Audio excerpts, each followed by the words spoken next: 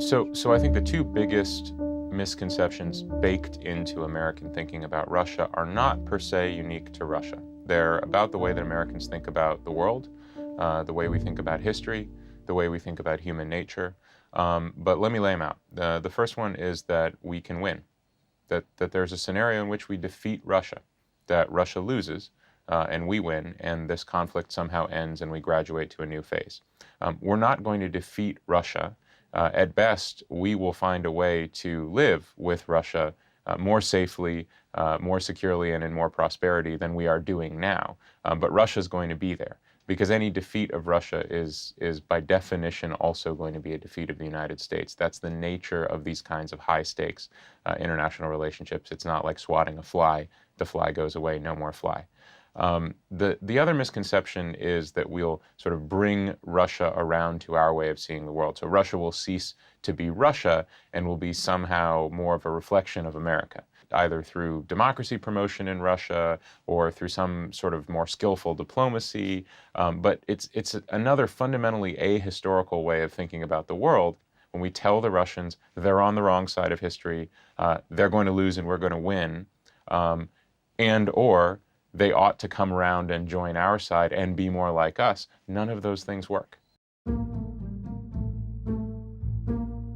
We've sort of given up on decency in a great many contexts of our national life.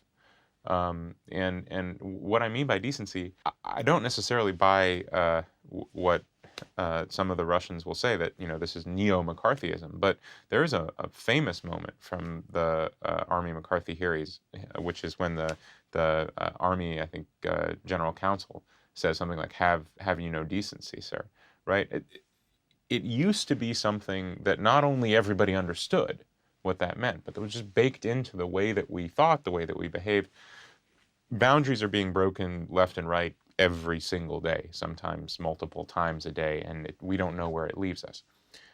What we do know when it comes to something like the U.S.-Russia relationship is that it cannot be the case, it simply cannot be true, that a relationship which objectively we have both sides failed to invest in over 25 years, to the degree that it's obvious, right? We have almost no interaction, we have almost no economic connectivity. Literally the only area in which we have sort of a tenuous connection to one another is space and nuclear, right? And even that's not very big. We're barely holding on by our fingernails in both those areas.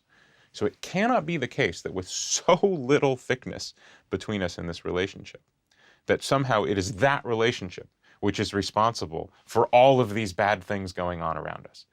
It's logically not possible. That is not an attempt to excuse the Russians, say they didn't do the things that the intelligence community says they did. Let's agree that they did those things. But the echoing, the sort of snowballing negative effects of all of these things that they have allegedly done is about us and not about them even a little bit. Since I did go to law school and they taught us to think in metaphors, let me try one. Maybe it's a little bit like you are in your own car behind the wheel. Let's stipulate it as a non-automatic driving car. You're actually driving it yourself, and you are careening recklessly down the highway in ways that you know are really dangerous. You're maybe scraping against the barricades on both sides, and you're just going way over the speed limit, and you kind of don't know what you're doing, right? It's a good, solid, high-quality car, so it's still moving forward, and you still have an abiding faith that it's going to get you where you're going, but just maybe a little less faith than you used to have. And at some moment in that crazy careening drive of yours, another car comes in and T-bones you, and you fly off the road. In law school, the question would be proximate cause, fault, and liability, right? In politics, you don't even ask that question. In politics, everything's about the guy who hit you, right? Because it's easy. It's rewarding. You don't have to look at your own behavior at all. And if you look at your own behavior, you start to ask all kinds of difficult, uncomfortable questions. Why were we vulnerable to this sort of terrible act in the first place? The answer is because we were doing all sorts of terrible, stupid things to make ourselves vulnerable, right? We are in that kind of situation. And the reaction to that situation, if you survive it, and right now we seem to be sort of limping through, but I would by no means say that we're out of the woods, right? I think the patient is in critical condition.